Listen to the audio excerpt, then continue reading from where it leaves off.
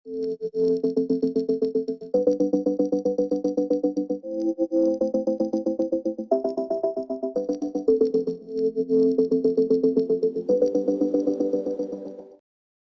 selamat malam. Jumpa lagi dengan kami yang ada di sini. Ini channel baru, program baru pada channel Media Sport dan Sapa dalam program Ruang Pasturi Diaspora. Ini merupakan penayangan perdana.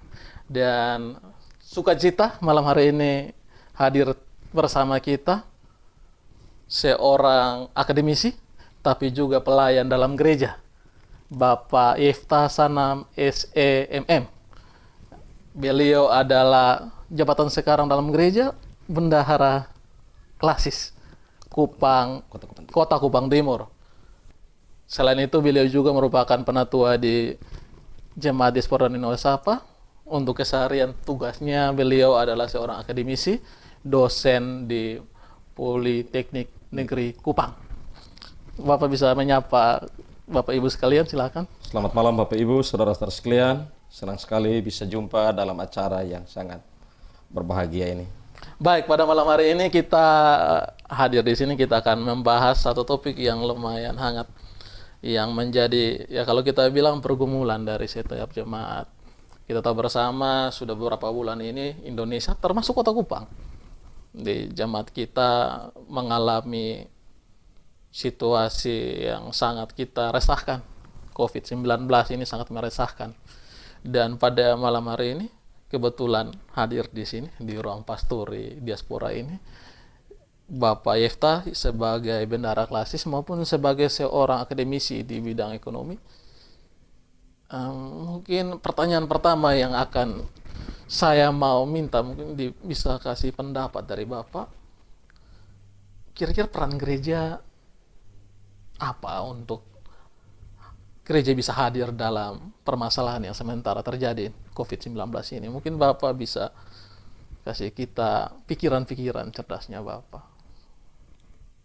Baik saudara, kehadiran gereja dalam situasi sebagaimana yang saat ini sedang dialami oleh seluruh penjuru dunia, termasuk Indonesia dan lebih khusus lagi Nusa Tenggara Timur dan Kota Kupang, dan juga dalam lingkup pelayanan baik di tingkat Sinergi Mit maupun Klasis dan jemaat-jemaat di wilayah pelayanan masing-masing. Kita semua sekarang ini sedang menghadapi situasi yang memang sangat-sangat menyulitkan.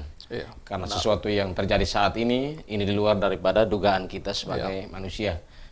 Kemarin kita juga ketika mendengar bahwa terjadinya penyebaran virus ini mulai dari Cina, kita tidak menduga nanti akan merambat sampai ke tempat di mana kita berada masing-masing sekarang ini. Nah, terkait dengan hal ini, peran gereja memang harus sudah ada dan tidak bisa mengelak daripada tanggung jawab itu. Karena gereja adalah sebagai organisasi yang tugasnya adalah memberi pelayanan yang bersifat holistik. Nah, peran gereja dalam situasi seperti yang sekarang ini adalah yang pertama tentunya perlu untuk menyediakan pelayanan bersifat diakonia. Pelayanan diakonia. Ya, maksud diakonia. Pelayanan diakonia mungkin bisa kasih kita ke gambar yang lebih spesifik. Maksudnya diakonia semacam apa? Ya, kalau berbicara soal pelayanan diakonia ini kita kenal ada 3 jenis ya. Yang pertama itu ada yang namanya diakonia yang bersifat karitatif, ada yang namanya pelayanan diakonia yang bersifat reformatif, dan ada juga pelayanan diakonia yang bersifat transformatif. Nah, yang sekarang sedang terjadi yang kita jumpai atau kita lakukan di jemaat-jemaat itu adalah pelayanan diakonia yang bersifat karitatif. Bersifat karitatif. Contoh konkretnya mungkin? Contoh konkretnya adalah seperti memberi atau menyediakan bahan kebutuhan pangan untuk jemaat-jemaat seperti penyediaan beras, ada yang memberi minyak, ada yang memberi telur, ada yang menyediakan hand sanitizer, sabun, masker, dan berbagai jenis bantuan lainnya yang menurut pandangan jemaat masing-masing itu sangat dibutuhkan oleh jemaatnya. Itu sifatnya habis pakai, itu yang namanya karitatif. Lalu ada lagi diakonia lain yang sampai saat ini hampir pada semua jemaat itu belum tersentuh, yaitu pilihan diakonia yang bersifat reformatif. Nah, pilihan diakonia reformatif ini itu arahnya pada pelayanan yang bersifat memberi dukungan untuk pemberdayaan jemaat-jemaat. Misalnya gini, contohnya adalah bahwa kalau dalam diakonia karitatif itu jemaat butuh ikan, kita kasih ikan langsung. Kalau dalam diakonia reformatif, jemaat butuh ikan, selain diberikan ikan, dikasih juga umpan dan kail atau pukat untuk ia bisa mengail sendiri, sehingga dia tidak bergantung tapi dia bisa mandiri. Jadi maksudnya kita memberikan tidak saja makanan habis pakai contohnya begitu, tetapi memberikan apa itu maksudnya? Contohnya, contoh konkret. Contoh konkret kalau seperti dalam situasi sekarang ini diakonia reformatif itu memang belum bisa dilakukan. Dia bisa dilakukan manakala jemaat-jemaat itu memiliki ketersediaan dana yang cukup. Karena dia itu bersifat memberi tambahan modal. Misalnya sekarang nih, jemaat kita yang mengalami persoalan dengan usaha yang sedang dilakukan, kita memberi dukungan modal untuk mereka bisa menambah kapasitas modal mereka untuk tingkat produksinya bisa berjalan, bisa bertambah, dan bisa memberi dampak pada peningkatan pendapatan. Kalau itu, seberapa penting atau seberapa urgennya diakonia reformatif itu untuk dihadirkan gereja pada kondisi saat ini, saat COVID-19 ini, menurut Bapak seperti apa? Diakonia reformatif itu memang dibutuhkan untuk situasi sekarang ini dalam kaitan dengan bagaimana untuk bisa membuat jemaat ini yang memiliki usaha atau yang saat ini sedang menekuni bidang kerja tertentu tidak mengalami kerapuhan atau tidak sampai runtuh. Dan nantinya ketika habis COVID ini juga dia masih tetap eksis. Sebagaimana kami singgung tadi di atas bahwa memang masih agak sedikit sulit karena memang kita sekarang memiliki keterbatasan dana dalam tergantung dari jemaat. Kalau memang jemaat sih memiliki dana, oke, tidak soal. Tetapi memiliki dana yang memiliki dana terbatas itu tentunya akan ada para pelayanan diakonia yang bersifat karitatif saja. Berarti tidak hanya mengusahakan jemaat supaya bisa makan, tetapi bagaimana jemaat tetap bisa dia mempunyai penghasilan dan dia bisa jalan terus, bisa melanjutkan kehidupan. Itu diakonia reformatif. Ada satu lagi yang namanya diakonia transformatif. Itu coba dijelaskan. Diakonia transformatif itulah jenis diakonia yang bersifat jangka panjang dan itu berupa investasi untuk masa depan gereja. Itu dalam kaitan dengan bagaimana perhatian gereja terhadap peningkatan sumber daya manusia yang ada di gereja-gereja ini. Agar nanti gereja ini ya memiliki sumber daya manusia yang siap untuk berkompetisi. Nah, dalam situasi seperti yang sekarang ini, jika orang-orang kita atau jemaat-jemaat kita itu memiliki kualitas sumber daya manusia yang baik, tentunya saja kurang begitu terkena dampak daripada situasi seperti yang sekarang itu, persoalan lain yang mungkin akan terjadi di kemudian hari. Memang perlu kita sadari dan kita akui bahwa selama ini yang terjadi itu adalah bahwa seluruh pelayanan diakonia itu masih bersifat karitatif. Kita belum menyentuh yang namanya pelayanan diakonia yang bersifat kebanyakan gereja seperti itu. Kebanyakan gereja seperti itu. Ini sekarang sedang didorong karena kita tidak tahu apa yang akan terjadi di kemudian hari yang bisa menimpa lagi jemaat-jemaat. Oleh karena itu pelayanan yang tadi reformatif dan transformatif ini juga sangat diperlukan. Agar mempersiapkan sumber daya manusia kita untuk ke depan. Baik, saya punya satu pertanyaan. Dan ini banyak ketika sharing dengan teman-teman, banyak dikeluhkan oleh teman-teman di jemaat. Seperti ini, kalau yang kita tahu, ya COVID-19, Corona ini masuk ke Indonesia sekitar Maret. Maret dan lain sebagainya. Dan kita tahu ada sistem dalam gereja. Ada sistem dalam gereja, pengelolaan keuangan gereja, jemaat, seperti itu. Jadi kan pengelolaan keuangan jemaat itu harus direncanakan dengan baik dan pelaksanaannya mau bilang diwajibkan untuk harus sesuai dengan yang telah ditetapkan. Makanya ada sidang majelis jemaat pada setiap tahun. Nah, karena COVID ini kan masuk Maret. Jadi banyak dari jemaat semua mengatakan, lah kan kita tidak sempat tapi terpikirkan kalau akan dilanda COVID-19 ini. Tetapi ternyata sudah terjadi. Hanya kan dalam buku program, rancangan anggaran pendapatan belanja, jemaat kan tidak ditaruh. Sedangkan kan kita wajib ikut. Yang kita laksanakan adalah apa yang diprogramkan. Makanya jemaat banyak yang tidak berani memberikan diakonia karena memang tidak ada dalam pos anggaran. Itu pandangan Bapak selain sebagai akademisi di bidang ekonomi dan manajemen. Bapak juga sebagai seorang bendahara klasis. Mungkin kasih kami gambaran, kasih kita pencerahan terkait permasalahan ini. Apakah bisa tidak kalau kalau orang awam bilang pakailah ya uang tahan, tapi tentu menyalahi aturan. Mungkin Bapak bisa kasih pencerahan tuh soal itu. Baik, terkait dengan pengelolaan keuangan, memang dalam aturan gereja kita, Gereja Masih Injili di Timor ini ada aturan mainnya, yaitu peraturan Majelis Sinode Gemit tentang pokok-pokok perbendaharaan, itu nomor 4 tahun 2011. Itu di dalamnya juga mencantumkan hal itu untuk bisa mengantisipasi situasi-situasi seperti yang sekarang ini sedang dialami oleh jemaat-jemaat kita sekalian, bahkan oleh seluruh pelayan di lingkup jemaat ini, bahkan di seluruh Indonesia.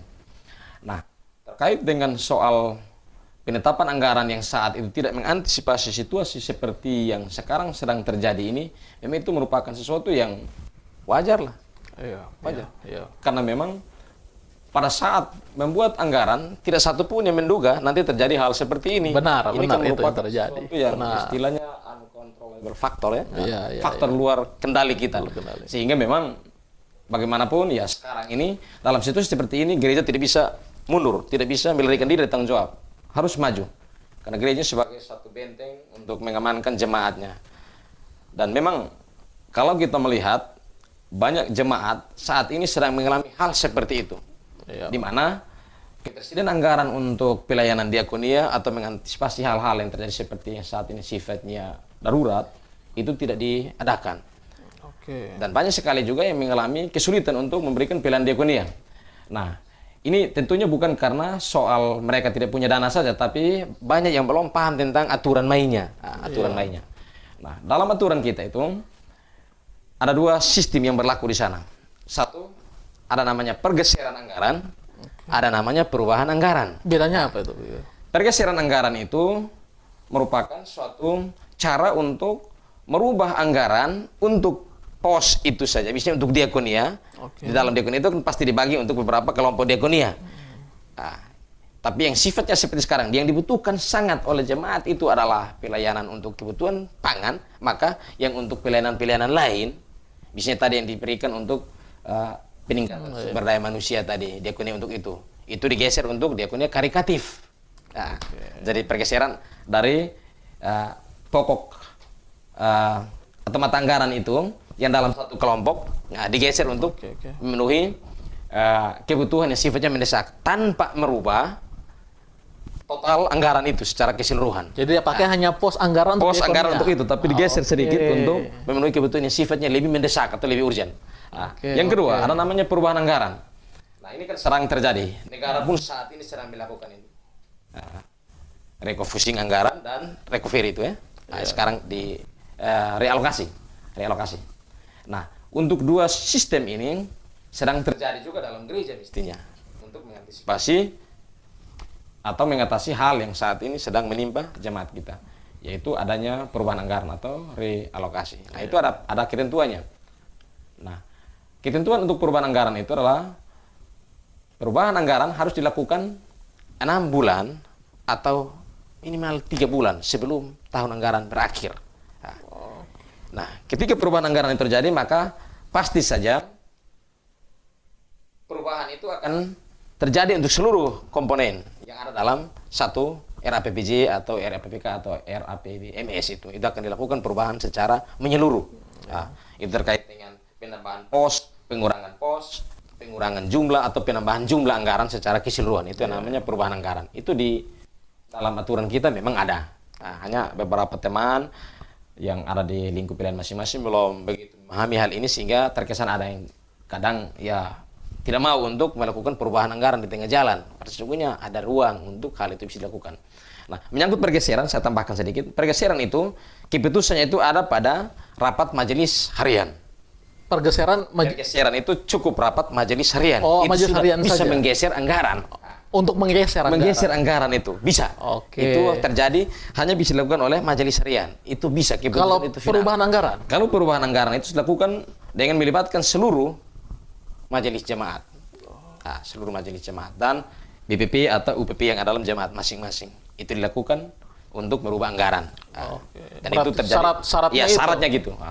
Nah, untuk merubah anggaran itu selain syarat yang tadi, ada beberapa hal yang harus diperhatikan. Yang pertama, bahwa anggaran yang kita tetapkan itu terlalu kecil sehingga tidak dapat memenuhi kebutuhan yang saat ini sangat mendesak. Yang kedua, karena ada kelebihan uang atau kita punya uang yang banyak, tetapi kan dalam program kita putuskannya sedikit, maka harus berubah anggaran untuk menambahkan pos baru atau mata anggaran baru untuk bisa menggunakan dana tersebut sehingga tidak terkesan ada dana nganggur. Mungkin itu dua alasan dan masih ada alasan-alasan lain yang Kalau berdasarkan aturan yang ada seperti yang sudah disampaikan tadi, seberapa besar kita dapat merubah anggaran itu dari total APBJ yang tentu sudah, kan ini sudah bulan Mei, tentu sudah dilaksanakan. Iya, ya. Kira-kira ada batasan tidak seberapa besar anggaran yang dimungkinkan untuk dirubah? Iya, ya. Bagi terkait seberapa besar, memang kita kan anggarannya selalu dihubungkan dengan timingnya, waktunya. Oke. Jika sekarang ini kita sudah ada pada posisi di bulan Mei atau pertengahan tahun, maka perubahan anggaran juga tentunya diharapkan untuk tidak sampai 100%, tapi paling tidak 50% daripada total anggaran sebelumnya itu. Artinya kita menggunakan basisnya adalah waktu, agar sebentar anggaran itu bisa dijangkau atau bisa dapat direalisasi. Jadi contohnya realisasinya sesuai dengan sisa waktu semacam Sisa itulah. waktu, ya. Berarti kalau posisi sekarang bulan Mei, ya pertengahan Mei, Juni, sekitar 60% segitu gitu. Iya. Hitungannya seperti itu. Ya, kita menggunakan perhitungan seperti itu. Apakah wajib ada semacam persyaratan kalau harus ada tindakan yang mendesak atau keperluan yang mendesak baru bisa adakan perubahan anggaran, atau bisa saja ya karena memang uangnya lebih ya, atau memang uangnya kurang minta lagi? Mungkin taraf penting atau tidaknya itu ada tidak untuk syarat? Kalau berbicara soal taraf penting, ya memang dalam perubahan anggaran itu syaratnya harus memang penting baru bisa dirubah. Kalau tidak penting ya jalan saja seperti apa adanya. Nah, dalam konteks seperti yang sekarang sedang dihadapi ini penting. Oleh karena itu jemaat-jemaat yang sekarang ini sedang mengalami persoalan dengan keuangan mereka untuk pelayanan-pelayanan seperti ini memang sudah seharusnya melakukan perubahan anggaran. Dan jemaat-jemaat lainnya sudah berani untuk melakukan hal itu. Dengan tugas dari bapak-bapak bendahara dan ketua majelis adalah melakukan analisis terhadap penyerapan anggaran dan memprediksi kira-kira ke depan masih ada sejumlah kegiatan yang bisa jalan dan menggunakan anggaran atau tidak. Jika tidak, maka semua harus diplot atau diarahkan untuk pelayanan yang sifatnya lebih mendesak. Tapi harus sesuai dengan syarat-syarat tadi. Syarat-syarat tadi, artinya bahwa dia tidak boleh keluar daripada koridornya. Berarti boleh sebenarnya. Boleh. Sangat dimungkinkan untuk perubahan anggaran jalannya. Sangat dimungkinkan. Hanya karena memang selama ini banyak teman-teman pelayan juga tidak begitu mengetahui tentang aturan ini, sehingga ya mereka berpikir apa yang sudah dianggarkan ya itulah sudah yang dipakai. Pada sifatnya kita fleksibel juga, bukan anggaran statis. Nah, kalau anggaran statis itu kan dia mau apapun terjadi dia harus jalan ikut apa yang ada. Kalau yang namanya fleksibel ya dalam perjalanan harus dilakukan perubahan. Nah, gereja ini menganut sistem anggaran fleksibel. Dia fleksibel. Mungkin kami minta, kebetulan seorang ahli ada di depan kita, ahli ekonomi maupun ahli manajemen. Mungkin bisa kasih kita masukan mungkin untuk kami jemaat diaspora dan Unia Sapa atau jemaat lain yang mungkin pada saat ini sempat menonton channel ini, mungkin ada program-program khusus, program-program secara real yang mungkin Bapak bisa tawarkan untuk bisa ditiru oleh jemaat, bagaimana penggunaan anggaran yang dipakai oleh gereja bisa tepat sasaran dan tepat guna. Mungkin kasih kita contoh-contoh konkret bisa kita tiru. Ya, terkait dengan bagaimana penggunaan anggaran yang sifatnya konkret sekarang untuk perlu ditiru adalah bahwa jemaat-jemaat harus memiliki penyediaan anggaran untuk pos yang sifatnya berkaitan dengan diakonia. Itu wajib. Iya. Karena bagaimanapun pilihan diakonia itu gereja hadir untuk melayani, ya.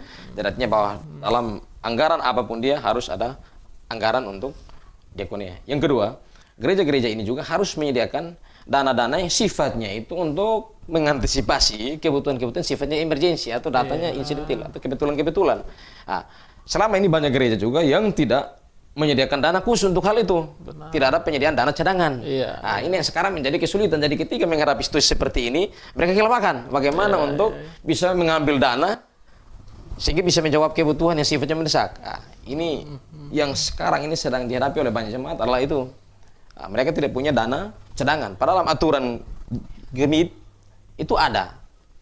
Supaya ketika terjadi seperti ini, supaya terjadi sesuatu yang sifatnya tidak diduga, ya bisa diambil dari dana-dana seperti itu, di luar program. Di luar program. Di luar program. Ini kan ini di luar program. Benar. Di luar program. Nah, dan memang harus diadakan itu. Ada masukan untuk jemaat-jemaat, kira-kira kalau memang dananya sudah ada, dipakai untuk program-program apa saja, mungkin kami minta masukan. Ya kalau sekarang dana ini ada, ya diberikan kepada jemaat-jemaat yang sangat membutuhkan, berupa ya bantuan-bantuan yang sifatnya mungkin untuk kebutuhan pokok. Lalu juga gereja harus berpikir untuk bagaimana setelah ini, kan kita akan keluar daripada satu tahapan ini ya, atau situasi di mana kesulitan bagaimanapun kita yakin bahwa Tuhan akan nolong kita untuk keluar daripada badai ini. Nah, jadi gereja tetap harus juga jangan full semua anggaran kepada penanganan COVID semata, tetapi menyiapkan juga untuk nanti recovery itu, nanti pemulihan nanti setelah kita melewati pandemi COVID ini. Kalau tidak ya lewat COVID ya kita masih tetap mengalami situasi seperti COVID juga, karena segala sesuatu sudah dihabiskan di penanganan COVID tadi. Paskanya juga harus dipikirkan. Maka pasca itu tadi itu yang nanti kita masih tetap ada pada konteks diakoni, tapi yang arahnya ke reformatif tadi dan transformasi. Gitu. Baik, diskusi yang menarik untuk saat ini. Satu pertanyaan lagi, apakah yang bisa dilakukan oleh gereja di kota-kota besar sudah alami? Kupang juga saya lihat sudah lumayan alami, bahwa banyak jemaat, apalagi yang ada di pekerjaannya sebagai pekerja di swasta. Sekarang kan kebanyakan kita lihat PHK besar-besaran. Itu juga kita prihatin melihat. Kira-kira ada tidak yang bisa dilakukan gereja, yang menurut Bapak bisa dilakukan oleh gereja? Masukan-masukan dari Bapak, kira-kira gereja buat apa untuk jemaat-jemaat kita ini? Baik, terkait dengan soal PHK, memang ini merupakan masalah nasional, bahkan masalah dunia juga sekarang ini. Karena secara nasional jumlah PHK kita sekarang ini kan 1,7 juta lebih warga yang kehilangan pekerjaan. Ada yang dirumahkan, ada yang memang putus total, ada yang pekerja di sektor informal memang kehilangan pekerjaan. Termasuk di Nusa Tenggara Timur saja kurang lebih 8 ribuan orang itu kehilangan pekerjaan. Dan yang notabene pasti juga ada warga-warga gereja juga yang terkena dampak PHK ini. Nah, terkait dengan soal bagaimana menangani atau mengatasi masalah PHK, memang ini sesuatu yang membutuhkan pikiran besar dan harus dilakukan secara sama-sama juga. Dan gereja memang memiliki tanggung jawab juga. Karena kita akan melihat bahwa ketika terjadi PHK akan timbul stres. Akan timbul stres. Sehingga ketika stres itu akan timbul lagi hal-hal lain seperti kekerasan dalam rumah tangga, dan itu pasti dampaknya kepada ibu, kepada anak-anak. Lalu ya bisa juga ada timbul pikiran-pikiran untuk melakukan hal-hal yang jahat juga. Pemalakan, pembajakan, pencurian dan lain-lain sebagainya. Nah, yang perlu dilakukan oleh gereja pertama itu adalah paling tidak melakukan identifikasi jemaat kita, kira-kira siapa saja yang terkena dampak ini. Untuk sebelum kita menolong dengan yang berupa materi, paling tidak ada pastoral atau ada semacam cara pendekatan yang kira-kira membuat mereka tidak hilang harapan walaupun dalam situasi seperti itu, sehingga mereka jangan melakukan hal-hal yang tidak diinginkan. Karena gereja itu merupakan wadah yang sesungguhnya harus memperhatikan sampai hal-hal yang bersifat menyangkut keperluan yang berhubungan dengan psikologi orang juga, jemaat. Karena sekarang ini kita semua ada dalam situasi di mana orang stres tanpa di PHK saja sudah stres, apalagi kalau di PHK stresnya berdobel. Sehingga memang ini tentunya gereja perlu hadir. Itu hal pertama perlu dilakukan oleh gereja. Hal kedua tentunya gereja juga perlu membuat terobosan-terobosan, misalnya bermitra atau membangun jejaring dengan pihak-pihak yang memiliki dana, misalnya untuk jemaat-jemaat yang terkena dampak itu setelah ini mereka bisa berusaha atau berwirausaha atau melakukan pekerjaan lain yang bisa mendatangkan penghasilan untuk mereka. Dan perlu saya sampaikan bahwa sekarang ini jemaat-jemaat dimohon termasuk jemaat diaspora untuk menginventarisir seluruh pelaku ekonomi, karena saat ini di Nusa Tenggara Timur pemerintah sedang menyiapkan dana itu kurang lebih 100 lebih miliar untuk pemberdayaan ekonomi, dan itu akan disalurkan melalui bahan NTT, dan itu kita majelis klasis juga sedang berusaha untuk mengambil peran agar nanti jemaat-jemaat kita pun bisa kebagian dari dana itu untuk pemberdayaan ekonomi setelah ini. Nah, jemaat juga sekarang harus dibiasakan untuk berpikir, kalaupun bekerja, mereka harusnya bekerja tetapi juga berpikir tentang alternatif lain. Nah, sehingga mereka berwaspada juga dalam situasi apapun. Sehingga ketika terjadi seperti ini, mereka tidak kaget lagi. Tapi mereka sudah punya pegangan atau punya sandaran hidup yang lain. Tidak harus semata-mata pada pekerjaan itu saja. Ini yang perlu untuk ke depan kita rubah mindset berpikir jemaat kita. Baik, terima kasih. Kami sangat bersyukur bahwa kedatangan pemikir hebat yang ada di Jemaat Diaspora, ada memegang jabatan di Klasi. Semoga pemikiran-pemikiran cemerlang ini bisa menjadi berkat buat jemaat di mana saja yang bisa nonton channel ini. Kami sangat rindu untuk bisa lebih lama lagi berdiskusi. Masih ada waktu yang lain. Tentu kita dibatasi oleh waktu, tapi kami mohon untuk waktu lain ketika kita diminta. Kapan saja. Penting ada konfirmasi sebelum untuk saya menyiapkan waktu, saya siap. Pikiran cemerlang ini tentu kita akan berdiskusi, mungkin tidak dengan topik yang ini, tapi topik kita yang terkait lagi dengan topik yang lain. Yang lebih beda. Kami mengucap terima kasih kepada Bapak Iftasanam SCMM, Bendahara Klasis Kota Kupang Timur, termasuk juga seorang akademisi, dosen di ekonomi dan manajemen di Politeknik Negeri Kupang. Bagi Bapak Ibu saudara sekalian, semoga diskusi kami pada ruang pastori diaspora malam hari ini bisa menjadi berkat. Paling tidak sedikit memberikan pencerahan, masukan untuk jemaat-jemaat bisa menggunakan ide-ide cemerlang ini. Kita berdoa untuk COVID-19 ini bisa berlalu dan kita bisa hidup kembali dengan baik. Terima kasih sekali lagi buat Bapak. Kami tutup program pada malam hari ini. Tuhan Yesus memberkati kita semua. Shalom. Shalom.